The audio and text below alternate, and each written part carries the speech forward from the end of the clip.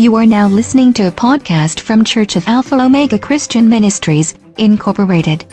Pastor Joel Raloda speaks that a past once marked by failures can be changed to a better future once we get a clear vision of God's mark over our lives. May you be encouraged with this podcast as well. Enjoy listening, and may God bless you today. First timer ngayon, no, dito? Sino yung first timer natin? Yung ngayon lang nakapunta. 2, 4, 6, 8, 10. Wow. Mga first timer. Nagulat sila, no? Ganito palang sumimba ngayon. Nagulat kayo, no? Okay. Natutuwa kami, nakakasama namin kayo ngayon. Mga taga-Sabang, no? Kayo, okay. Praise the Lord. Okay. Masyado tayong seryoso, no? Knock-knock! Oh, seryoso pa rin yung iba, oh. Parang pus-pus pa, tingnan mo, baka naiyak. Sabi mo sa katabi mo, knock-knock! Knock-knock! Buko shake! Ha? Knock-knock! Buko shake! Buko shake? Nakalimutan ko Kasi yung mga anak ko lang no? Mga nagsasabi nila, anak na, who's their buko shake? At kung inaakala mo. Yun. Ayaw, maigi, may tumawa. Okay, mamaya na yung karugtong nun. May karugtong pa yun. Ako nga pala si Kuya Joel, no? Sa mga first-timer natin. Sino uli yung first-timer natin? Ang dami nila, 2, 4, 6, 8, 10, 11, wow. Mga taga-Sabang, no? Kayo. Ala yun. Ha? Tansa. Sino kababayan ko dyan sa Tansa? Taga-Tansa ko. Ayun. Ako lang. Ayan. Okay, welcome kayo dito sa ating live party, no? Sa youth service. Ang live party, ang ibig sabihin nun, live insights and lessons for everyone, no? So dito, tayo mag-aaral patungkol sa buhay, no? Yon, patungkol kay Lord. Okay ba yon? Ha? So, huwag kayong matakot, ha? Nagulat sila talaga kanina, nung tayo nagkakantahan. So, natutuwa kami, nakasama namin kayo ngayong hapong ito. Okay. Bago yan, ay mag-pray muna tayo, no? Mag-offer tayo ng prayer, ng kagalingan para kay Pastor Hintay. Siya ay nasa San Lorenzo Hospital pa rin, yung papa ni Jordan at ni Jeria. Pwede ba yon? Okay, samahan niyo ako, ha? Naniniwala tayo na si Lord nagbibigay ng himala, no? Ng kagalingan sa mga may karamdaman. Okay? Yes, Lord, natutuwa po kami ngayong hapong ito dahil pinagsama-sama mo kami. Marami pong salamat sa mula kaninang umaga hanggang ngayon, yung pag-iingat mo, yung blessing mo na nararanasan namin. Ganun din, Lord, we are excited dahil for the first time, may mahigit 10 na kabataan ang nakasama namin ngayon. Nanalangin kami sa iyo, umaawit sa iyo, nagde-declare ng iyong kabutihan. Salamat po na marami sa iyo, Lord. Nag-o-offer din kami ng prayer ngayon para sa kagalingan ni Pastor Hintay. In Jesus' name, we pray for normalization ng kanyang dugo, ng bawat cell sa kanyang puso at sa paligid nito sa pangalan mo, Panginoong Yesus. Thank you for the life. Thank you for the strength, O God. Maging kay Atisard, sa mga bata, sa panahong ito. Let that faith continue to rise up within them, O God. And your comfort be upon them. Salamat po ng marami sa iyo. In Jesus' name we pray. Amen. Amen. Amen. Okay. Lahat tayo na nandito, meron tayong nakaraan. No? At marami sa atin, no, siguro in general, lahat ng tao, estudyante ka man, bata o matanda, no, nasa Maynila o nasa probinsya, maraming tao, meron silang nakaraan na hindi maganda. I mean, halimbawa, iniwan ka ng tatay mo, no, yung nanay mo nakulong, no, yung failure sa family, nasunugan kayo, nanakawang kayo, no. Tama ba? No, yung broken family, no, sa school, or you were abused, sexually, verbally, no, ganon, abandoned, pinabayaan ka. Marami sa tao ngayon, mayroong mga nakaraan na masakit at malungkot. Tama ba? And siguro tayo, pwede nating sabihin na tayo may mga ganong karanasan. Pero, isang bagay ang malinaw that you and I, we cannot change the past. Tama? No? You and I, we cannot change the past. Tapos na yun nakaraan na. Tama ba? Di ba? So kahit na ang tao kasi parang historical, di ba? Laging maalaala mo kaya ang nakaraan. Di ba? Di ba? Ang nakaraan. Ganon yung tendency ng tao lagi. Balikan yung nakaraan, maalaala mo kaya kahapon lamang. Di ba? Pero reality is, ikaw, kabataan, ako, and generally, lahat ng tao, we cannot change the past. Tama? Diba? Yung nangyaring masama, kasalanan, masakit, hindi mo na yun pwedeng mabalik o mabura, ma-rewind Tama ba? Now, you cannot change the past. Pero ito yung good news. Tingnan mo nga ang katabi mo. Tingnan mo naman sa mata. Ha? Tingnan mo sa mata, baka tulog na Sabi mo sa kanya, you can change the future. Huh? So, you cannot change the past, but you can change the future. No?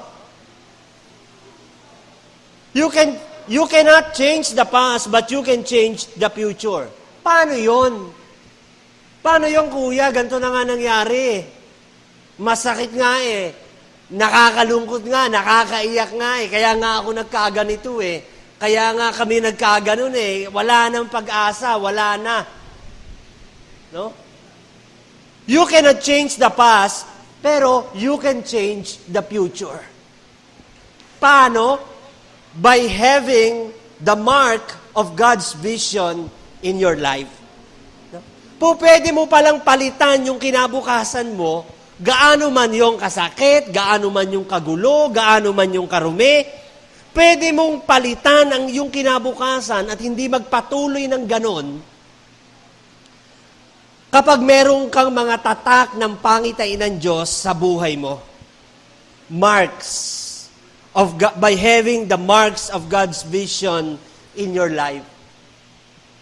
No? Sino sa inyo may taling? Di ba? Natanda nyo na tayo bata pa, nung bagong panganak kayo, di ba? Unang makikita ng magulang, may taling dito. May marka. Hindi ito mawawala. May nunal sa dila.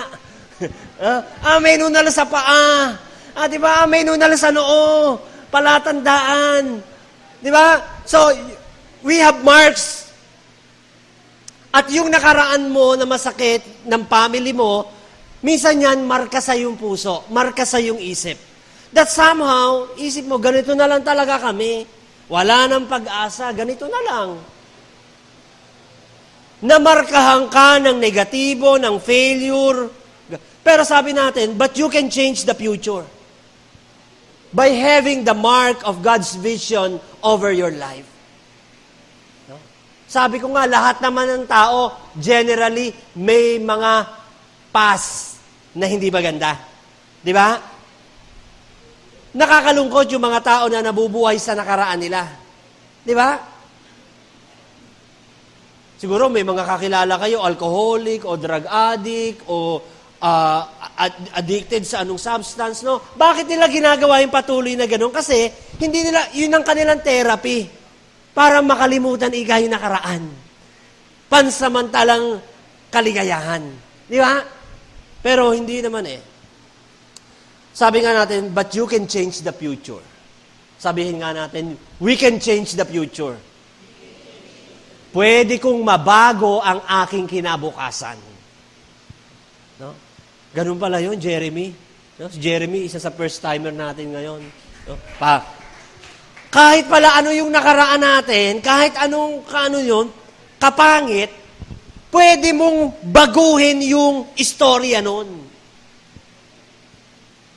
Pwedeng hindi magpatuloy yun sa anak mo, sa future na pamilya mo, sa apo mo. Pwedeng mabago ang iyong kinabukasan by having the mark of God's vision over our lives. No? Tayo, pumunta lahat dito, nakaupo kayo sa upuan yung yan ng komportable kasi malinaw yung mata nyo. Tama? Tumawid ng karasada, yung nag-drive sa inyo rito, pumunta kayo dyan, binuksan. Kumaga, malinaw yung mata nyo. No? No? Pero sino ba dito may mga salamin? Di ba? Ayan, yung anak ko, may salamin. Kapag tinanggal ko yung salamin niya, nahihirapan siya magbasa. Nahihirapan niyang basahin yan. Kasi kailangan niya ng salamin para yung vision niya makita niya. So, ngayong hapon, ano ba yung mga marka ng Diyos sa buhay natin? What are the marks of God's vision over our lives? Kasi, tagal ka nang nasamba, matagal mo nang ginagawa yan, no? O kaya, yung iba naman, first time, no? Ngayon ka lang nakapunta rito, ganun palang sumimba sa kanila sa Alpha Omega. Ano ba yung Alpha Omega? Parang Tau Gamma Pi ba yan? Pinadel ba kayo doon? No? Kasi Alpha Omega no? Ako, yung Alpha Omega, baka tanungin kayo kung ano pangalan nun, yun ay nasa Revelation, na isa yun sa pangalan ni Jesus Christ. I am the Alpha and Omega, the first and the last. No? Hindi siya karanggo ng mga Treskilyon, ng mga Tau Gamma Pi, no? Ganon. Siya ay pangalan ni Jesus Christ. Okay na yan? Ha? Pag tanungin kayo, saan kayo galing? Doon po sa Alpha Omega. Baka hanapin ang marka ng paddle, no? Walang ganon. Wala, hindi tayo ganun dito. Dito yung life party, no? Life and insights for everyone. Okay? So, you cannot change the past. Sabi nga natin. But you can change the future by having the mark of God's vision over your life. Maaring naimbita ka lang first time. O maaring matagal ka na nandito. Pero ano ba yung mga marka? Marks are important. Di ba? Sa ating mga estudyante.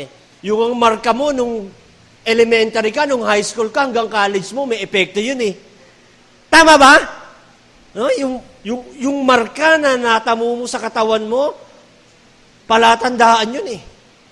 So, ano ba yung marka na gusto ng Panginoon sa ating buhay?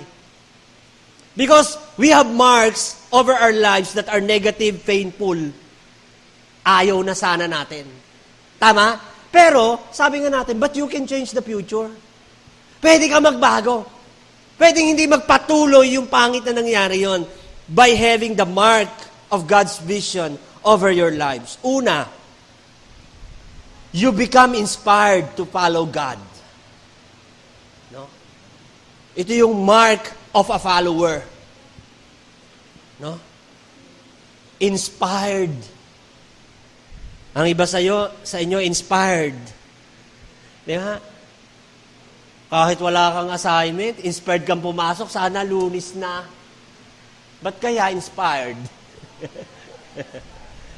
Kahit na medyo parang, pero gusto mo, talaga. Andiyan ba kayo? Ha? Lagi kami dalang 3 extra ballpen. Baka kasi manghiram.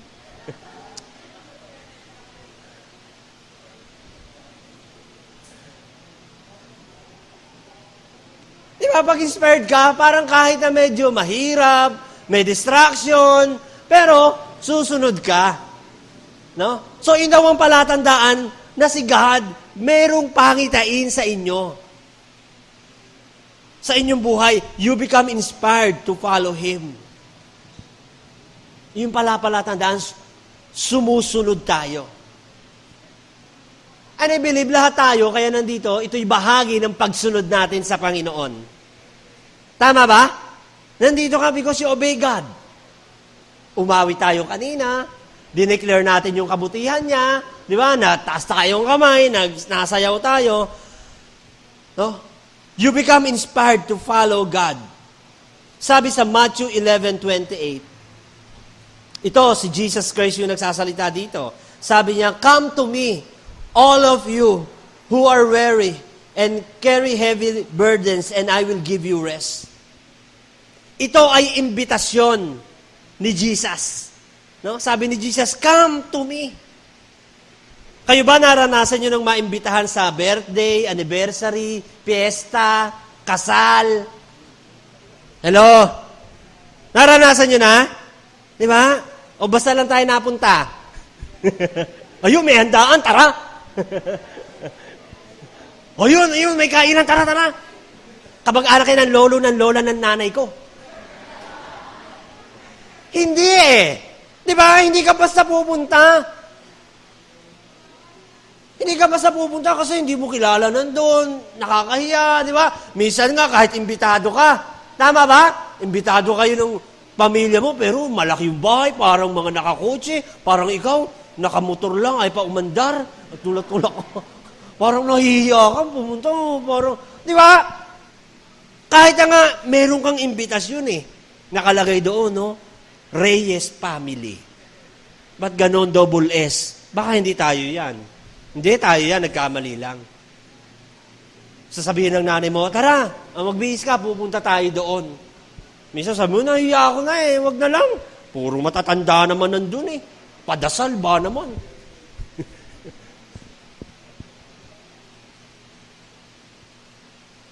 On the other hand naman, kapag kayo nandun na, masaya na, di ba? Wow!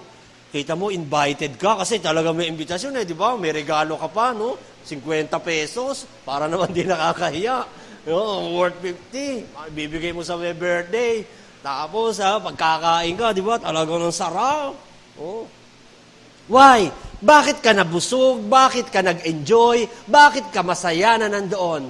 Kasi you were invited to come. Because you receive an invitation.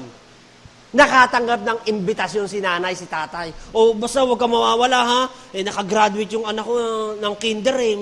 May isang baboy kaming pinatay. Talagang first honor. No? Talagang ikaw, pare, mare, huwag ka mawawala ha. Talagang mahigpit yung imbitasyon eh. Masasabi ni tatay at nanay, yun. Doon na tayo maghahapunan. Di ba? It's good, it's nice feeling to receive an invitation. Anniversary ng kasal, birthday, tama? Reunion. Pero dito, sino nag-i-invite sa atin? Matthew 11:28. Sabi, "Come to me." Lumapit ka sa akin. Sino nagsasalita? No? Minsan iniisip ko ito eh. It's a very powerful word ni Jesus. Bakit niya kaya tayo iniimbita? Come to me.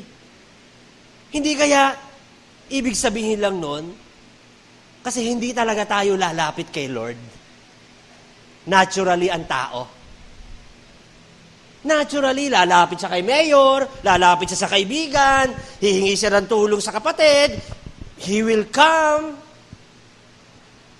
But naturally, ang tao hindi lalapit talaga kay Jesus. And this is a very powerful word ng Panginoon. Sabi niya, "Come to me." This is a calling for us to follow. Panawagan to sa atin para sumunod. No? Sabi niya, sino yung pinapalapit ni Lord? Yun lang bang mababait? Yun lang mababango? Yun lang marurunong? Yun lang mga kabataan? Hindi eh. Sabi dito, "Come to me, all of you." All. Sa Bible, pag sinabing all, sa Tagalog, lahat. All. No? Halimbawa, pag sinabi ni Mayor Dualan, all, lahat ng mamamayan ng Naik magkakaroon ng census. Eh kung nakatira ka sa Naik, kahit na pa ang ninuno mo'y tansa o sa Sorsogon, kailangan mong sumunod. Kasi sa Naik ka nakatira. All citizens, all those who reside in Naik, for the last 6 months, kinakailangan magpatala. Diba? Walang hindi kasali doon. Kahit pa hindi ka taga-naik talaga. So, ano yung palatandaan ng pangitain ni Lord sa buhay mo? Sumusunod ka. And congratulations sa ating mga VIP. You obey God. You follow God. Kaya ka nandito. Palakpakan naman natin si Lord.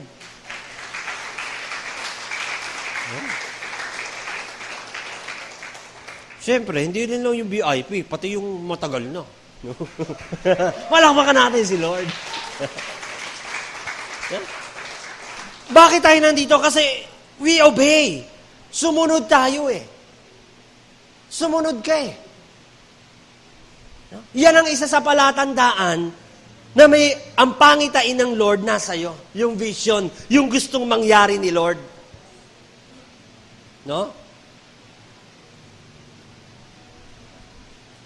Alam niyo minsan, sabi nung yun daw mga nakalipas na presidente natin ng bansa, kung ikukumpara yung biodata, kung ikukumpara yung mga pinag-aralan at narating na karunungan sa ibang presidente sa Asian country, nangungulelat yung other Asian country. Pag pinag-usapan yung husay ng eskwelahan, nakuha sa board exam, seminars attended, schools, masteral degree, etc., ang tatalino daw ng ating mga pangulo't senador. Andiyan ba kayo? Pero alam natin, hindi sapat yung husay. Hindi sapat yung talino. Maraming mahuhusay tayong leader. Maraming mahuhusay na matatalinong tao. Bakit hanggang ngayon may napolis pa rin? Bakit hanggang ngayon may ganyan tayong problema? That other Asian countries do not have. Like Vietnam. Like Cambodia. Kasi, hindi sapat yung matalino, hindi sapat yung husay, kinakailangan you follow. You become a follower. Susunod ka. Di ba? Ito yung problema natin ngayon sa bansa natin eh. Di ba? Yung mga karatulangan natin, nakakagulat na eh. Kulang na lang magmura eh. Di ba? Bawal umihi dyan! Mga ganun eh, no? Talaga namang sinasabi ko sa'yo, multa, 1,000,000, bawal umihi. Meron pa mga pagbabantay, no? Sasapakin kita pag umihi ka dyan. Di ba? Sa Baklaran, may namatay na, bawal tumawid. Di ba? Nakamamatay ang tumawid. Hello? Di ba? Sa ibang bansa, walang ganung karatol eh. Di ba? Just stop. Ganun lang. Sa atin, hindi eh. Talaga namang kulang na lang eh. Dama mo yung exclamation point. May namatay na dyan kanina. Tapos, tawid pa rin, no? Tawid pa rin talaga.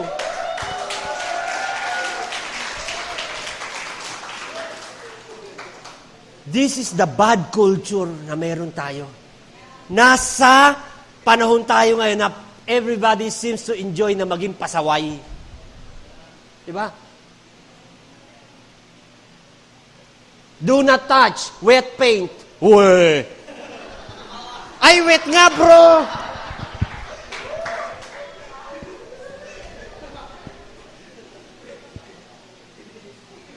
Pasaway. Do not litter. Ay, do not litter daw, oh. Ako pa. Ha. Ha. Bro, anak, ito'y kultura natin ngayon. People disobeyed and they enjoy, happy, and proud of it. Di ba? Anak, huwag ka namang umuwi ng gabing-gabi.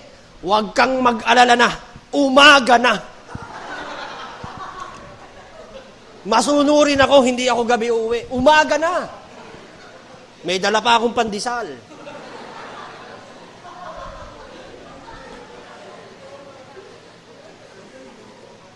I mean, bakit ganon? Kasi they do not have the mark of God's vision in their life. Wala yung marka, wala ng pangitain ni Lord sa buhay nila eh. Wala yung bakas na gusto ni Lord sa buhay nila eh. They are not inspired to follow. Wala lang. Diba? O pag sinabi ng teacher, huwag kayo maingay ha, may seminar lang ako, may pupuntahan, pagtalikod ng teacher, tago naman, party.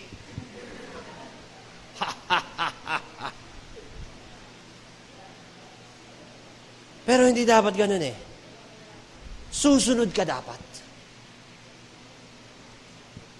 Diba? As I talk here, I appreciate that you listen. Diba? Parang hirap nagsasalita ako dito, tapos nagsasalita ka rin dyan. Tama ba? And that is followership. Makikinig ka. Susunod ka. Mamaya may sasabihin pang cell group, o ganon. O you follow. O dito pa yung mga bago, first time. You follow. Susunod ka. Doon tayo sa kwarto na, ayoko doon, gusto ko dito. Hindi. You follow. Tama ba? At sa ating pagsunod, no? You honor God. You honor God. Tama ba? Pinaparangalan mo si Lord. Kasi sumunod ka eh. Yan ang palatandaan ng ang pangitain ni Lord nasa sayo. Yan ang palatandaan that you can change the future, your future, by following God. Sunod lang. Ako, bago ako naging pastor, naging member muna ako. Hindi naman agad kaya pastor na agad. No. Bago ako naging mangangaral, I listened for so many years. Sunod lang. Yung mga teacher, bago sila naging teacher, naging estudyante muna rin. Di ba? Oh. Yung mga matatanda, bago tumanda yan, bata din muna yan. Sunod-sunod lang.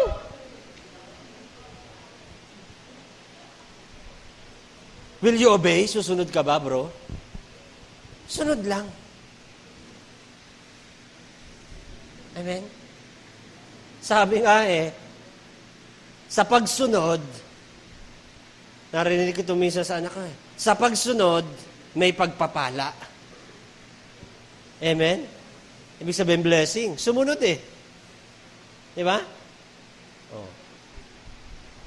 Tingnan mo yung mga sumaway. Sinabi ng bawal ang dumura. Dumura ng dumura. Do not litter. Nagliter ng nagliter. Bawal ang tumawid. Tumawid pa.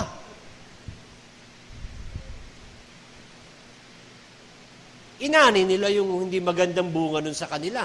Di ba? Yung iba, literally, namatay. Yung iba, napahamak, nakasuhan, di ba? Nasaktan, napahiya. Why? Because people disobey. Di ba? Sa company, di ba? O mga magulang nyo, o kayo, if you're working, sa company, to follow is everywhere. No? Hindi ka pwedeng pupunta ng kumpanya mo, nakashort ka lang, bagong gising, nakasando. Dito ako masaya, dito ako komportable Hindi. Pagpunta ka ng company, may dress code. Tama ba? So, that is followership. Pagsunod yun. So, sabi ni Jesus, come to me, all of you. So, tayo yun o lahat tayo. Alam ni Lord na nabibigatan ka Alam ni Lord na may pasanin ka Alam ni Lord na parang katiting na lang talaga. Alam ni Lord that you cannot change the past. Pero sinasabi ko sa'yo, you can change the future. We can change the future by having the mark of God's vision in your life. Diba? Ang ganda yung in-interview ni Jessica Soho, yung valedictorian ng UP Diliman, nakashort lang siya, nakachinelas. Sabi niya, inalam ni Jessica Soho, sabi niya, ano yung inspirasyon mo sa buhay, sa iyong pag-aaral? Sabi niya, ang nanay ko, tatay ko, yung magkahiwalay ho nga. Iniwang kami. Nakatira lang ho ako sa lola ko. Nagpapalaki sa akin. Broken family kami, ganun-ganon. Tsaka mahirap po kami. Pero hindi ho pala hadlang yung kahirapan para matupad yung aking mga pangarap. Hindi pala hadlang yung mga nakaraan para maging maganda yung kinabukasan ko. Wow. Baka sa kanya lang yon. Hindi. I believe, nandun si Lord eh. Ay, susunod lang. Tingnan mo nga katabi mo. Sabihin mo sa kanya, bro, baka sister naman yan eh. Sister, sunod lang tayo. Yung mga nag-i-invite sa inyo, yung mga nagko-connect sa inyo, just continue to be connected. Sunod lang. Ganun talaga yun eh. Sabi ko nga kami, bago kami mapunta rito, no? Sumunod kami muna. And sometimes, it's not easy to follow. Di ba? Talagang yung pakiramdam mo, ayaw mo eh. Kung yung emosyon mo, ayaw mo na talaga. But, you receive inspiration from the Lord. Sige lang, anak. Sunod lang. Amen? Sunod lang. Okay. Pangalawa, ano ba yung marka ng Lord sa buhay natin na kinakailangan maging malinaw for us to have the vision of God? No?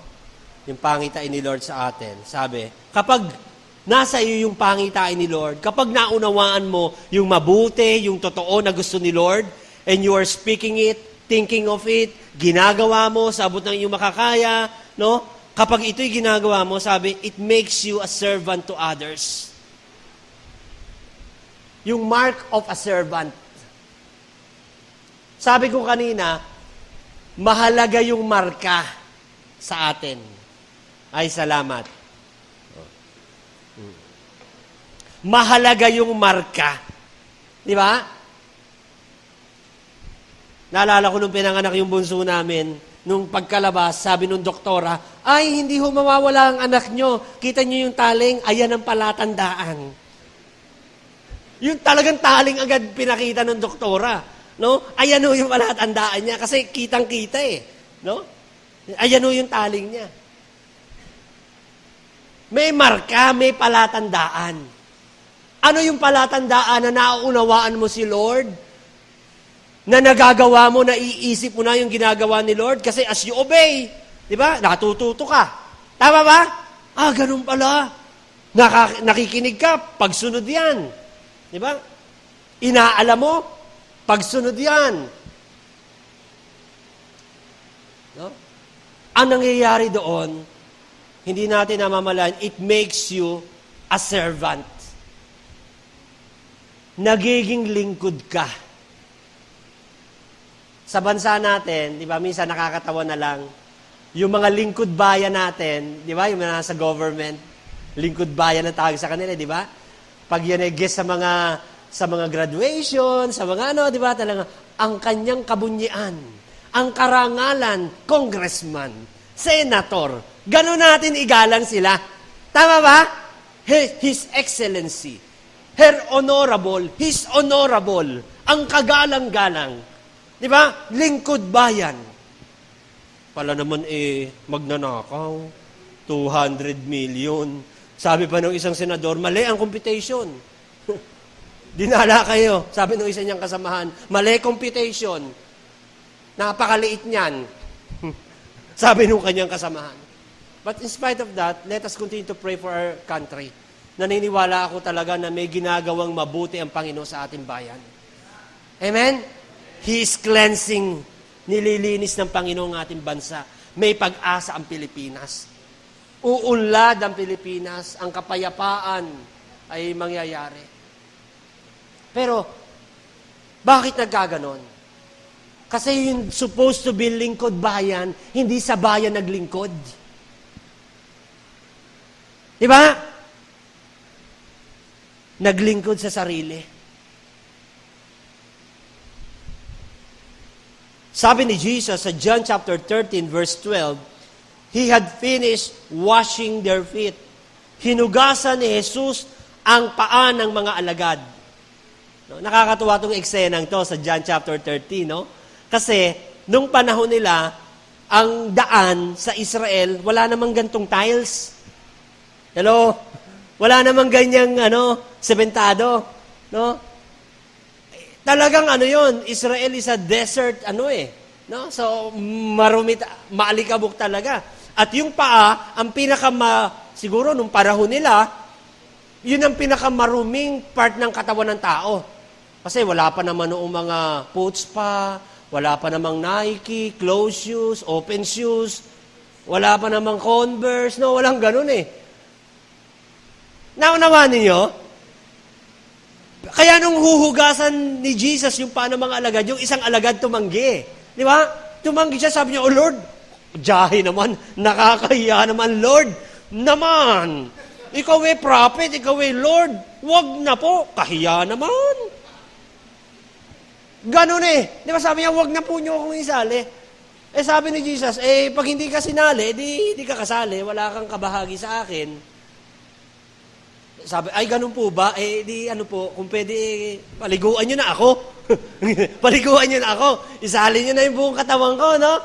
Kasi ayaw niyang ma-detach sa Lord. Nandito kami to serve you, to teach you. Your cell leaders, your friend, yung nag-i-invite sa inyo, nandyan sila to serve you. Hello? Okay, huwag kayong mahiya. Gusto niyo ng Coca-Cola mamaya? Sabihin niyo sa kanila. Gusto niyo ng Mentos? Sabihin niyo sa kanila. Nandyan sila to serve you. Bakit nila ginagawa yon? Kasi may nauna na nilang naglingkod sa kanila eh. Sabi ni Jesus, kung ano yung ginawa ko sa inyo, kung ano yung tinanggap ninyo sa akin, gawin din ninyo sa iba. Why are we doing this? Why am I doing this? Kasi may gumawa nito sa akin eh. May nangaral sa akin eh. May nagturo sa akin eh. May nag-alaga sa akin eh. May nag-follow up sa akin eh. May nag-pray para sa akin eh. Because they are servants. No? At kagaangan na ng mga naglilingkod sa inyo. Di ba? Ang sarap paglingkuran yung pinaglilingkuran mo tapos nasunod. Amen? Naranasan sa school. Pag sinabi ng teacher, count 1 to 4. Tapos lahat ng 1, lahat ng 2, lahat ng 3. Pumili kayo ng leader. Tapos kumpleto na. Tapos kayo na nagagawa, no? Lahat, yung 5 o 6, lahat sila leader. Nagsasalita, "Hindi, ganito! Hindi, talagang ganito! Hindi, ganito talaga!" You think that group would work? Lahat sila leader.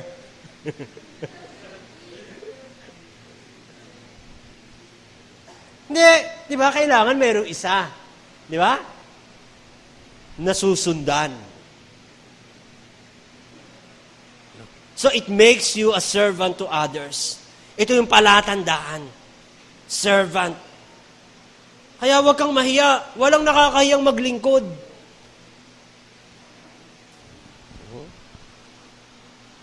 Pastor, paano po yun? Sagot sa test ang gusto niyang ipaglingkod ko sa kanya. Servant ka naman di ba? Pakopya naman. Huwag ka madamot. Huwag kang KJ. Huwag mong ibigay. Tama ba? Huwag mong ibigay. Hindi ka nagiging madamot pag hindi mo pinakopya. No? Pag hinahanap, sagot, huwag nyo agad ibigay. Pag hinahanap, gustong matuto, magpaturo, offer what you know. Diba? Ganito yan. 1 plus 1 equals? Yun ang sagot. You teach them. But don't offer the solutions. Yung instant. Kasi he has to learn. Tama ba? So serve your classmate. Serve your parents. Hello? Ba, ang hina ng amen Ang itong mga batang ito. Sabi ko, serve your parents. Ayan, ako talaga naman ramdam na ramdam. Amen. Feel na feel. Serve your parents, paano? By following them. Simple lang. Pagkatapos kumain, ano dapat ginagawa? Ano? Magligpit. Abay, ang galing. Magligpit. Di ba? Pag napasok, ano ginagawa ng napasok? Wala po, namamasyal lang. Trip lang. Parang uso kasi June July kaya naman, naka-uniforme lahat taga-looban. Kailangan din ako naka-uniforme. Kaya ka nasa school para? Ayun. Nag-aaral ba? Oo. Ayun, tama yun. So talaga mag-aaral. Di ba? Mag-aaral talaga. Kapag kayo nag-aaral, pinaglilingkuran nyo ang inyong magulang. Sumusunod kayo sa inyong magulang. No? Tama? Pastor, nasakit po ulo ko pag nag-aaral. Pag hindi po ako nag-aaral, wala po akong sakit na nararamdaman. Alam nyo, yung pain, yung sakit ng ulo, temporal lang yun eh. Amen? Kasi hindi na-exercise yung muscle. Pansinin nyo, pag kayo nagsusulat, di ba? Pag bago ka nagsulat, nung pasukan, medyo pangit yung sulat mo. Kasi ang tagal mo naman na puro ganun lang eh. Pero when you began to write, pagdating yung July, August ba, yung penmanship mo naganda. Hello, tama ba? Kasi, nasasanay ka na eh. Nasasanay na, gumaganda ka. So, okay lang yung medyo sumakit-sakit. Ganun talaga, nag-iisip-isip eh. Ganun. So, serve your parents, serve your classmates, serve your family. Napaka-practical nito. Sa church, how could we serve one another? Sabi ko nga kanina, by following them. Susunod ka lang. Okay? Last. Ay, salamat ika, last na. Last. So, sabi natin kanina, we cannot change the past.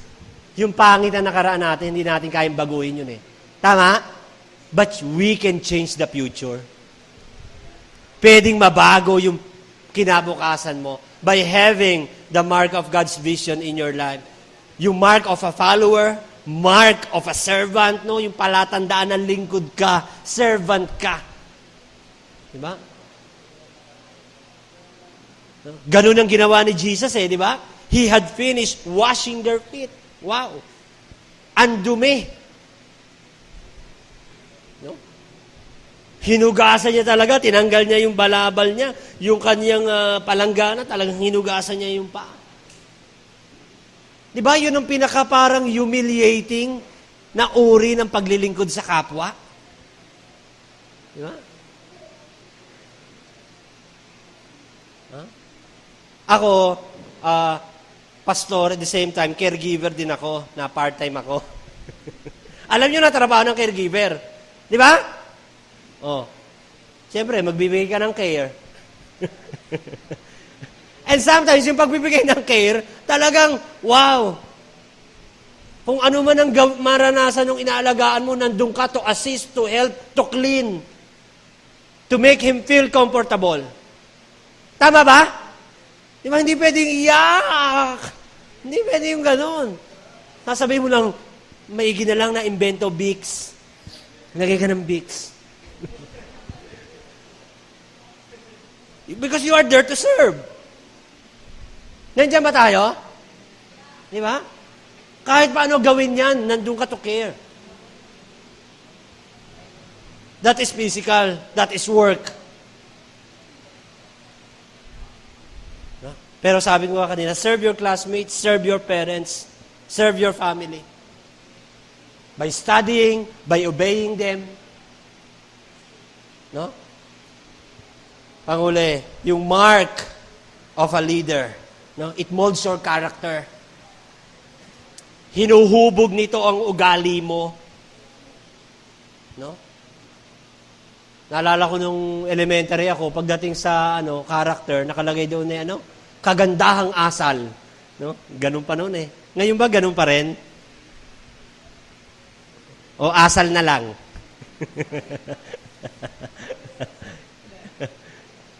No? No?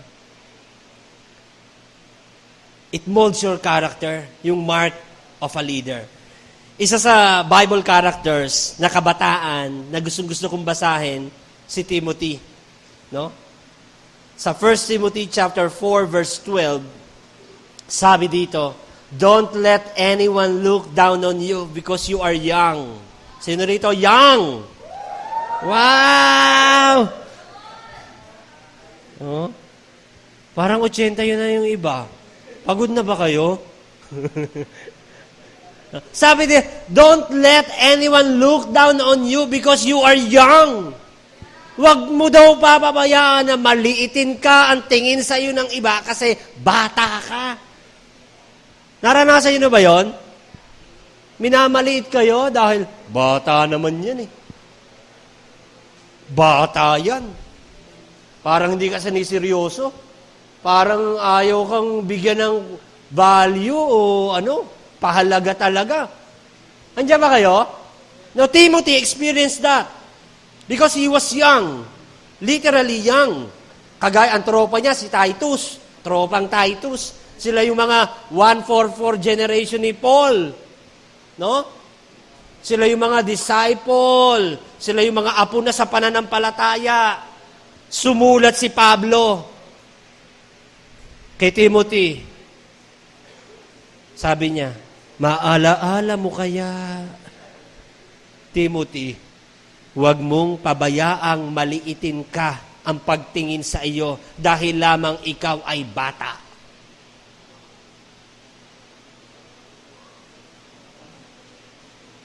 Amen? Paano yun, Pastor? Bata naman talaga. Talagang isip bata.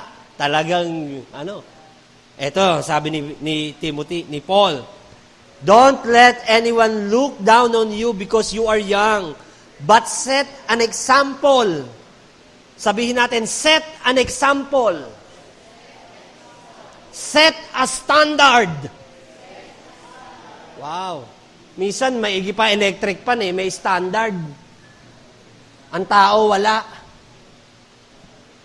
Kahit sino na lang, maganda pogi ho ganun. Pero sabi ni Timothy, ni Paul kay Timothy, don't let anyone look down on you. Huwag mong pabayaang maliitin ka dahil ang bata ka. Kung hindi, set an example.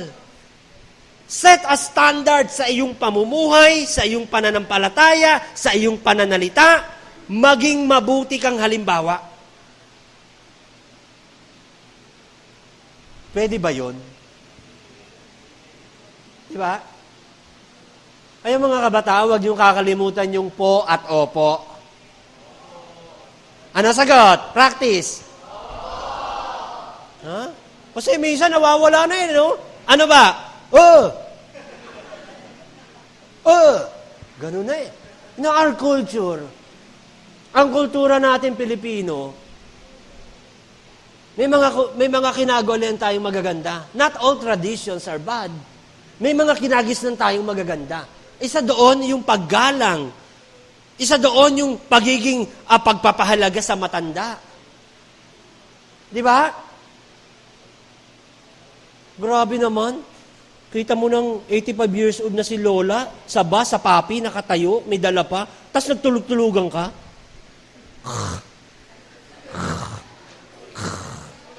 Pare-pareho lang kami nagbabayad.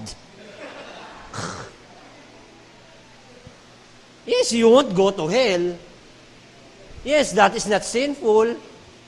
Pero, set an example for others.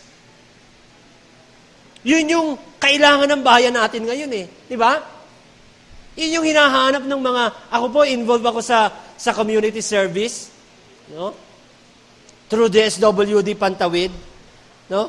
Kumbaga, sabi nung ibang mga government official sa local, sabi nila, ganyan no talaga. Pag mataas ang position mo, mataas din talaga yung, malaki din yung mananakaw mo. Ganun lang naman talaga yun eh. From their own ranks, ganun ang isip. Malungkot yun eh. Ako nalulungkot pag nakakarinig ng ganun. Kasi I am praying for our country. Kasi naniniwala ako na yung anak ko, pag nagkaanak, yung apo ko, ang Pilipinas, hindi na ganito yung problemang mapapanood sa TV. No? Kung hindi, talagang wow! Naging example tayo sa ibang Asian country. No? Nagtuturo tayo sa ibang bansa. Wow! Pinagpala na tayo. So, set an example. Is your speech an example? Is your life is an example? No? Sa mga kapatid nyo, di ba? Minsan nagpapayo kayo sa mga kapatid nyo. Di ba? Para mahirap magpayo na mabuti yung pinapayo mo, pero ang tanong, ni utol, ni ate, ikaw, di ba may ganong aspeto lagi? So, if you follow, if you serve, sabi nga, your character is being molded to be a leader. No? Yung marka nun. Pero bago nga yan, kaya inuna natin yung servant leader. No? Tagapaglingkod bago tagapanguna. Kasi ang dami ng leader ngayon na mahuhusay, magagaling. Pero wala yung puso eh. Di ba? Okay na ba, Junel? Yung picture? Okay, before I pray, gusto kong ipakilala sa inyo to. Ito ang 3 pinakamasasamang tao sa buong mundo. Number 3, kilala nyo yan? Iyan si Pol Pot of Cambodia. Halos 2 milyon ang namatay nung panahon niya. He was a dictator. Pero magaling siyang administrator. Magaling siyang magsalita. He was an intelligent man. Number 3. Tingnan natin ang number 2. Tan-tananan. Kilala niyo yan? Sino yan? Si Adolf Hitler of Germany. Number 2. Kilala niyo to? Si Adolf Hitler of Germany. Sa Israel, sa Hudyo, mga 6 na milyon lang naman yung pinapatay niya. No? Inihampas sa pader, mga bata, ginas chamber, tinorture, sinaksak, nilagyan sa isang room, may gas, napapasok, mamamatay sila. Ganun lang naman. Alam natin yan, kilala natin. Incidentally, Hitler is also a brilliant writer, strategist, motivational speaker. Mahusay siya. Magaling siya. Pero bakit hindi nila nakita yung pinapakita ng Diyos sa buhay nila? Gusto nilang umunlad yung bansa nila eh. Ang Cambodia, ang Germany. Gusto nilang maging masagana yon, isang great nation. Yung kanilang pamilya, yung kanilang buhay gusto nila. Pero bakit nagwakas sila sa ganon? Pinapapatay nila ang kanilang sariling anak, asawa, kapatid, kamag-anak, lahat. Pero mahusay, matalino. No? Panghuli, ito yung all-time favorite. Sa lahat ng survey, ito yung number 1. From the Philippines. Hindi, maigi na lang, hindi sa Pilipinas. Kilala nyo yan? Si Joseph Stalin from Russia. Yung ranking ng 2 and 3 and 4, medyo iba-iba yun eh. Pag sinearch nyo sa Google. Pero yung number 1, wala nakakatalo sa kanya. Dahil aabot lang naman, estimate ng mga between conservative 10, yung liberal estimate hanggang 60 million na matay nung panahon niya. sa Russia. Primarily because of famine. Nagkaroon ng matinding taggutom nung panahon niya. Kasi binago niya yung sistema ng Russia noon. Hindi nag-click. He was also a dictator. Bro, si Pol Pot, si Adolf Hitler, si Joseph Stalin, mahusay yan. Magaling, they were great thinkers, writers, mahusay silang magsalita. Pero, ang kasaysayan, hinatulan sila ngayon as of 2014, July. Top 3 most evil fathers / leaders in the world. Sa dami ng kanilang naipapatay. Oh, pastor, grabe naman yan. Di naman ako ganyan. No? No? Let us all stand up. Sabi natin kanina, you cannot change the past. Lahat tayo may nakaraang pangit, masakit. Nakakatakot. Di ba? But you can change the future. Yung kinabukasan mo, bro, first timer ka, pwedeng mabago yung kinabukasan ng pamilya mo. Through you. Kapag yung pangitain ni Lord sa buhay mo ay natupad. Una, yung tanda ng pagsunod. You follow. So maging goal mo, sumimba ka ngayon, next week maging goal mo, sisimba uli ako. No? Natuto ako ngayon na may naliwanagan ako, next Sunday susunod ako, nandun din ako. Pwede ka bang magkaroon ng goal na ganon? To yourself? No? Praise the Lord, may nasundo naman.